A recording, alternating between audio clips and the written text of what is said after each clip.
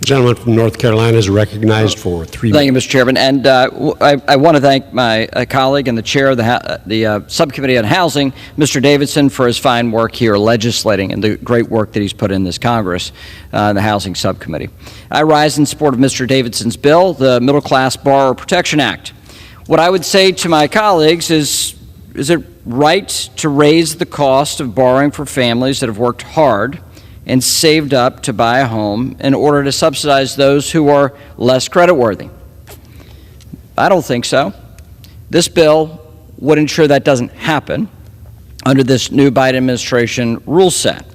What we have before us today is a bill that would say to the 95% of Americans nationwide that have a credit score over 680, that you're going to pay more. And those that are less creditworthy, under 680, the 5% of Americans that are under 680 with the credit score, will pay less under this new Biden administration proposal. If we don't act with this bill, almost half of those borrowers will face an extra $1.8 billion in new fees over the next 2 years. That is a tax on more creditworthy people when they access a mortgage. I don't think that's proper. I don't think that's just. And those are middle-class borrowers in each of our districts, Republican and Democrat, independent, rural and urban, young and old. They're across the country. And what we're doing is trying to stand up for them. But for some reason, the Biden administration wants to put their finger on the scales and decide who gets to pay more and who gets to pay less. That is inherently unfair, whether that's in my district in western North Carolina or districts on the other side of the country. It will make housing less affordable, not more. It puts taxpayers at risk by threatening the safety and soundness of our housing finance system. And we have to change, we have a chance to change that today and do the right thing. If you want to protect middle-class borrowers in your district from a new tax, you will support this bill. If you want to take action to address housing affordability, you will support this bill. And if you want more Americans to achieve the dream of home ownership, you'll vote for this bill. So I want to thank my colleagues on the House Financial Services Committee on both sides of the aisle for the good work they put in this Congress. I want to thank my colleague, Mr. Davidson, for his leadership here on this important housing issue that touches all of us across the country. And with that, I urge a yes vote and would yield back to balance my time. Gentleman yields back. Hello, friends. This is breaking news. The Federal Reserve is expected to make a big announcement regarding the current state of the U.S. economy. This will likely increase credit cards, mortgages, and auto loan payments for millions of Americans. Some states are also adjusting requirements for programs like Medicaid and SNAP. My dear friends, please make sure that you watch until the end of this video to hear about all of the details. Also, tomorrow, I will be announcing several more winners for the Walmart gift card giveaway of $75. If you'd like to enter these weekly giveaway, friends, please make sure that you click and like several of my videos and then comment below the keyword of each video that you watch. The more videos that you comment on, my greatest friends, the greater your chances of winning the giveaways. Another solid month of hiring in the United States is expected to be reported this week, an outcome that would suggest no recession is near. But this could make it harder for the Federal Reserve to succeed in its drive to cool the economy and curb high inflation. According to economists, employers are forecasted to have added 205,000 jobs in June.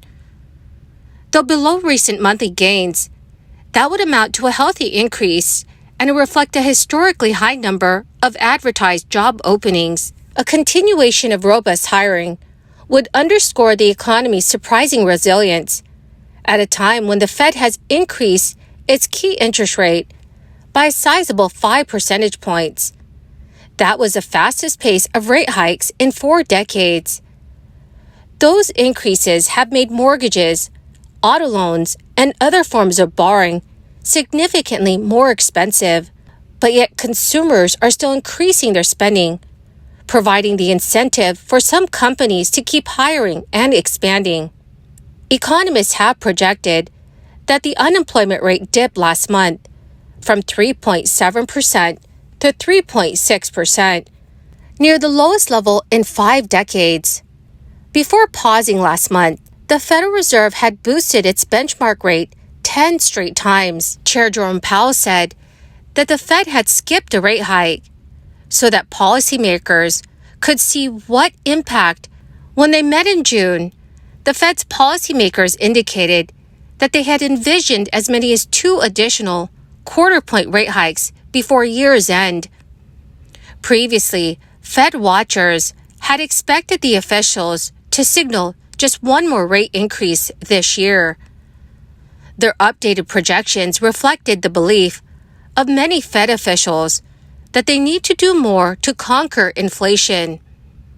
And with companies struggling to fill numerous openings, many offered sharply higher pay and better benefits to attract or keep employees.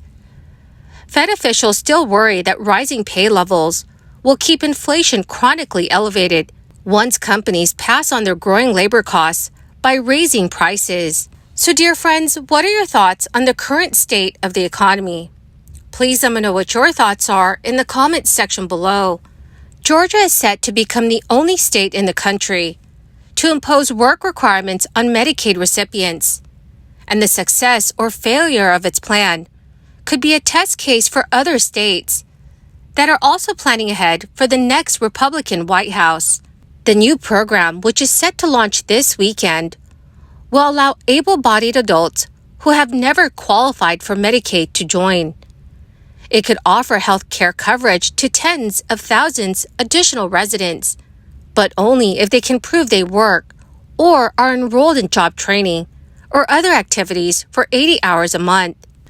There is a renewed focus on Medicaid work requirements among many conservatives, and while the Biden administration is not likely to approve any state's requests, a future GOP president likely would. Medicaid work requirements were a priority for the former president's administration, which approved 13 such programs. But after a federal judge blocked 2 approvals in 2019, and the Biden administration quietly revoked another 10, momentum for imposing work requirements came to a stop. The Congressional Budget Office estimated that Medicaid work requirements would save the government $109 billion, but would not result in any more people working.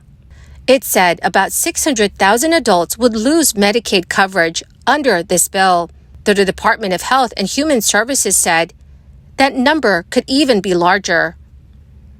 Republicans have long argued that work requirements are necessary to encourage people to pull themselves out of poverty, and conservatives say Georgia's program has a lot of potential. But Georgia has one of the strictest Medicaid requirements in the country and will only cover parents earning up to about 30% of the federal poverty line. Some GOP state officials are now trying different tactics to circumvent the previous legal challenges.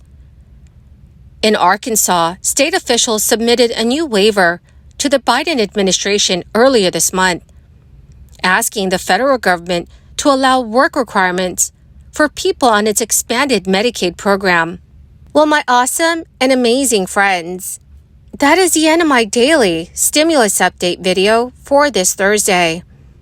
My dear friends, thank you so very, very much for joining me here and for being part of this community. To say thank you and to show my appreciation, I will be announcing several winners tomorrow for the Walmart gift card giveaway. My friends, if you'd like to enter the weekly giveaway, please click and like several of my videos and then comment below the keyword of each video that you watch. The more videos that you comment on, friends, the greater your chances of winning the giveaways. Thank you and have a wonderful and very blessed Thursday.